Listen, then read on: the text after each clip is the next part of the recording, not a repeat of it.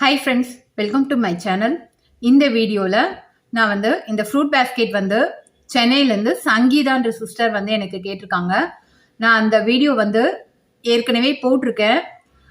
இப்போ நான் இதை மறுபடியும் அந்த சிஸ்டருக்காக போட்டதால உங்களுக்கு மெஷர்மெண்ட் மட்டும் இந்த கூடைக்கு சொல்கிறேன். இந்த கூடை பார்த்தீங்கன்னா நம்மளுக்கு கிச்சனில் ரொம்ப யூஸ்ஃபுல்லாக இருக்கும். அப்புறம் பார்த்தீங்கன்னா டைனிங் டேபிள்லையும் நம்ம ஃப்ரூட்ஸ் எல்லாம் வைக்கிறதுக்கு ரொம்ப யூஸ்ஃபுல்லாக இருக்கும். இது நார்மல் பேஸ் போட்டுட்டு ஹைட்ல கிராஸ் கட் போடுவோம் இல்லையா, அந்த மெத்தடு பேஸ் மட்டும் ஸ்டார்ட் பண்ணி போட்டுட்டு ஒயர் ஜாயின் பண்ணி போட்டுட்டு ரன்னிங் ஒயர் வச்சு நான் போட்டிருக்கேன். ஹைட்ல கிராஸ் கட் போடுறதுக்கு பதில் ரன்னிங் ஒயர் வச்சு போட்டிருக்கேன். அதனால நம்மளுக்கு நல்லா அகலமா வந்திருக்கு. இப்போ இதோட மெஷர்மெண்ட் பார்க்கலாம். நான் பார்த்தீங்கன்னா இதுக்கு yellow and green colour use பண்ணியிருக்கேன். இந்த எல்லோ மேங்கோ எல்லோ, இதோட ரெண்டு காம்பினேஷன்ல நான் கிளாஸ் ஒயர்ல போட்டிருக்கிறது. இது ரொம்ப அழகா வந்திருக்கு.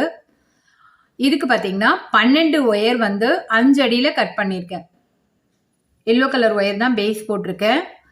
அதில் பார்த்தீங்கன்னா இங்கே சைட் வாலா நம்ம ஒயர் விடுவோம் இல்லையா, அந்த மாதிரி விடும்போது நம்ம அரை அடி கம்மியாக எடுத்து நம்ம சைட் வாலுக்கு கம்மியாக விட்டுட்டு அதுக்கப்புறம் ரன்னிங் ஒயர் வச்சு போட்டு 12 லைன் போட்டுட்டு 4 நாளா ஒயர் ஜாயின் பண்ணுவோம் இல்லையா, அதே மெத்தடில் நான் பார்த்தீங்கன்னா க்ரீன் ஒயர் ஜாயின் பண்ணியிருக்கேன்.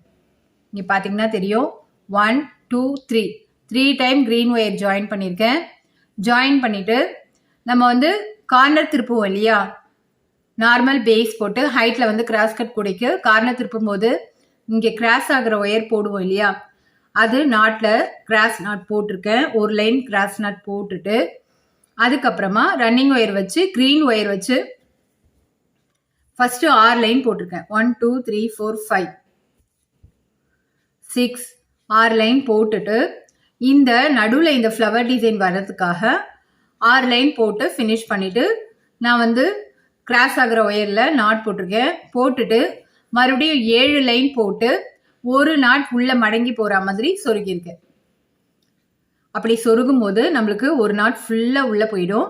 நம்மளுக்கு இந்த அழகான ரவுண்ட் ஷேப் கிடைக்கும். இது நல்லா அகலமான ஒரு ஃப்ரூட் பேஸ்கெட்டாகவே நம்மளுக்கு கிடைச்சிருக்கு. இந்த கூட போடுறதுக்கு பார்த்தீங்கன்னா நம்மளுக்கு green wire full and full 1 roll செலவாகும். நம்மளுக்கு இந்த மேங்கோ எல்லோ பார்த்தீங்கன்னா 1/4 ரோல் செலவாகும். நான் இதுக்கு ஹேண்டில் போடலை.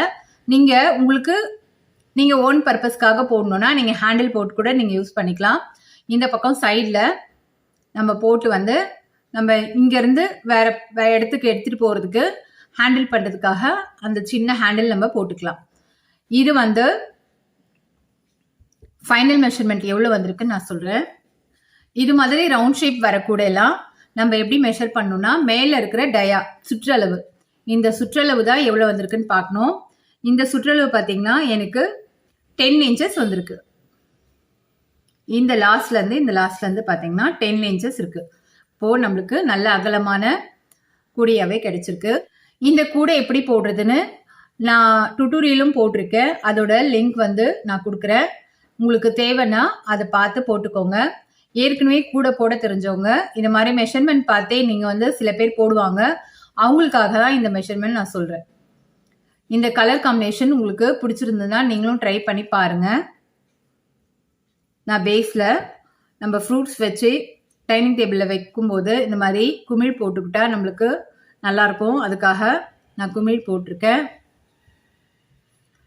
இதில் ஃப்ரூட்ஸ் மட்டும் இல்லை, நம்ம வெங்காயம் தக்காளி இதெல்லாம் போட்டு நம்ம கிச்சனில் வச்சுக்கலாம். அது நம்மளுக்கு ஓப்பனாக இருக்கிறதால காத்தோட்டமாக இருக்கும். அதனால தான் இந்த மாதிரி ஃப்ரூட் பேஸ்கெட்லாம் நிறைய என்கிட்ட வாங்குறாங்க. உங்களுக்கு இந்த மாடல் பிடிச்சிருந்துன்னா நீங்களும் ட்ரை பண்ணி பாருங்கள். இன்னொரு வீடியோவில் பார்க்கலாம்.